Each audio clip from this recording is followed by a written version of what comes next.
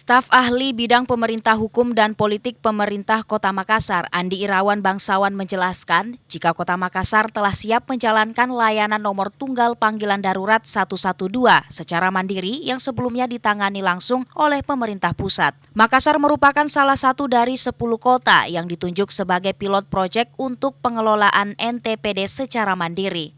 Bahkan hal tersebut disambut baik oleh pemerintah kota karena memungkinkan untuk berinovasi dengan layanan ini dan juga dapat disesuaikan dengan kultur dan kebiasaan masyarakat di Kota Makassar.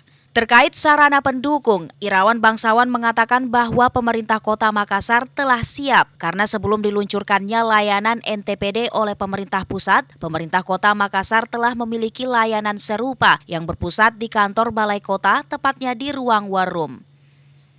Jadi begini, kemarin ini kan pelayanannya, penganggarannya itu dianggarkan oleh pemerintah provinsi, pemerintah pusat. Nah sekarang tahun ini dianggarkan full oleh pemerintah Kota Makassar.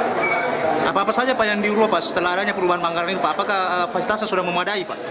Fasilitas sudah memadai, justru akan ditingkatkan. Lebih bagus lagi ketika kewenangan ini bukan pemerintah Kota Makassar, karena kita bisa berinovasi lagi, menambah lagi pelayanan, konsep pelayanan, bagaimana menambah lagi personil tentunya. Selain panggilan telepon 112, pemerintah juga menyiapkan call center via WhatsApp di nomor telepon 0811 400 112. Irfan P. Putra, Fajar TV dan Fajar Radio melaporkan.